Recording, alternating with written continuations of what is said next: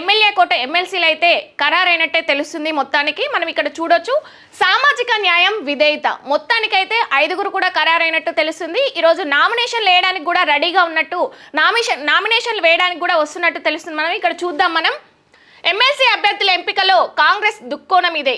అద్దంకి దయాకర్, శంకర్ నాయక్, విజయశాంతిలకు అవకాశం, ఒకటి సిపిఐకి కూడా అవకాశం ఇస్తున్నట్టు తెలుస్తుంది. ఇక్కడ ఎమ్మెల్సీ అభ్యర్థుల ఎంపికలో విధేయతకు సామాజిక న్యాయానికి కాంగ్రెస్ పెద్దపీట వేసింది. ఎమ్మెల్యేలు ఎన్నుకునే కోటాలో జరిగే ఈ ఎన్నికలకు సుదీర్ఘకాలంగా పార్టీని నమ్ముకుని ఉన్న అద్దంకి దయాకర్, కేతావత్, శంకర్ నాయక్లకు టికెట్ ఖరారు చేసింది.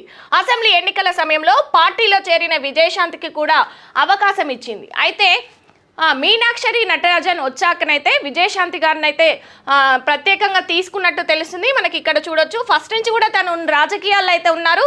సో తనకు కూడా సీట్ ఇచ్చినట్టు తెలుస్తుంది. ఈ ముగ్గురు పేర్లను కాంగ్రెస్ జాతీయ ప్రధాన కార్యదర్శి కేసీ వేణుగోపాల్ ఆదివారం సాయంత్రం ప్రకటించారు. పార్టీ జాతీయ అధ్యక్షుడు మల్లికార్జున ఖార్గే ఆమోదంతో ఈ పేర్లను ప్రకటించినట్టు ఆయన వివరించారు. మొత్తం 5 ఎమ్మెల్సీ స్థానాలకు ఎన్నికలు జరగనున్నాయి. శాసనసభలో ఎమ్మెల్యే సంఖ్యాబలాన్ని బట్టి కాంగ్రెస్ 4, బారాసాకు 1 దక్కనున్నాయి. అయితే మనం ఇక్కడ చూడొచ్చు బారాసా బీఆర్ఎస్ నుంచి అయితే ఒకరికి సీట్ దక్కినట్టు తెలుస్తుంది. తమకు వచ్చే 4లో ఒక సీటును పొత్తు ధర్మం ప్రకారం సిపిఐకి కేటాయించినట్లు కేసీ వేణుగోపాల్ తెలిపారు.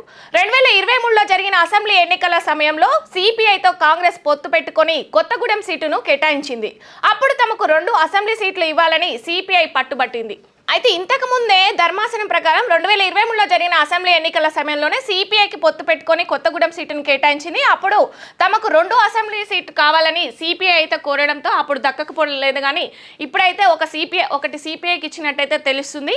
చూద్దాం. రైట్, ఇక సిపిఐ నుంచి అయితే అంతకుముందే 2కి అడిగినట్టు తెలుస్తుంది. మనం చూస్తున్నాం ఇక్కడ. కానీ కొత్తగూడెం ఒకటే ఇచ్చి భవిష్యత్తులో ఎమ్మెల్సీ సీటు ఇస్తామని కాంగ్రెస్ సిపిఐకి హామీ ఇచ్చింది. ఈ నేపథ్యంలోనే తాజాగా సీటును కేటాయించింది. చూడొచ్చు మనం ఇక్కడ అందరికీ సామాజిక న్యాయం చేసినట్టే అన్ని వర్గాల వారికి సీట్లు ఇచ్చినట్టు తెలుస్తుంది. అందుకే మనం ఇక్కడ సామాజిక న్యాయం విధేయత అనేది కనబడుతుంది.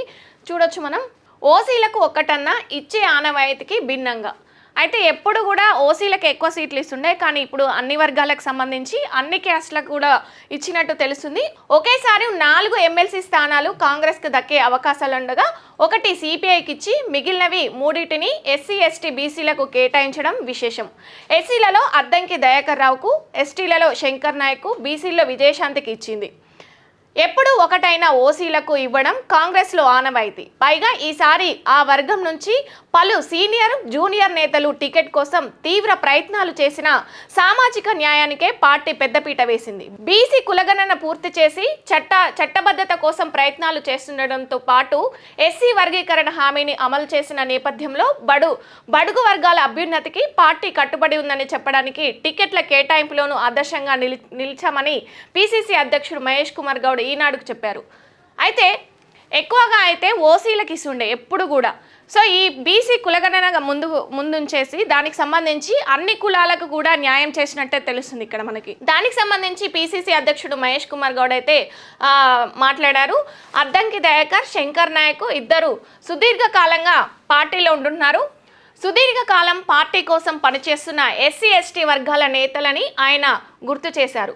సుదీర్ఘకాలంగా పార్టీని నమ్ముకొని పనిచేస్తున్న వారికే టికెట్ ఇవ్వాలని తాను ముఖ్యమంత్రి రేవంత్ రెడ్డి ఏఐసిసి సిఫార్సు చేసినట్లు ఈ సందర్భంగా ఆయన వెల్లడించారు. చూడొచ్చు మనం ఇక్కడ ఎమ్మెల్సీ ఎన్నికలు ఏకగ్రీవమే. ఎమ్మెల్యే కోటాలో జరగనున్న 5 ఎమ్మెల్సీ స్థానాల ఎన్నికలు ఏకగ్రీవం కానున్నాయి. కాంగ్రెస్ పార్టీ 3 అభ్యర్థులను పోటీలో నిలపగా సిపిఐ ఒకరిని, బారాసా ఒకరిని బరిలోకి దించారు. దీంతో 5గురు ఎన్నిక లాంఛనమే కానుంది. ఈ నెల 11న నామినేషన్ పత్రాలను పరిశీలిస్తారు. అభ్యర్థిత ఉపసంహరణకు 13న మధ్యాహ్నం వరకు గడువు ఉంటుంది.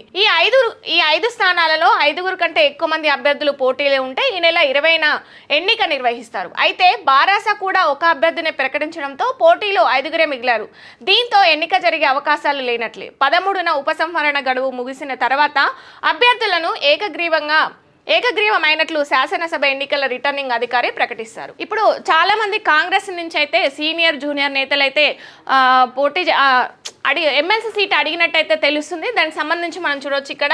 అయితే ఏకగ్రీవంగా ఎన్నుకొని బీఆర్ఎస్ నుంచి ఒకరిని, దాసోజు శ్రావణ్ ఏకగ్రీవంగా వాళ్ళు ఎన్నుకోవడం జరిగింది. అలాగే అయితే మొత్తం కాంగ్రెస్ నుంచి అయితే నలుగురిని అభ్యర్థులని ప్రకటించినట్టు తెలుస్తుంది. ఒకరు అద్దంకి దయాకర్, శంకర్ నాయక్, విజయశాంతి.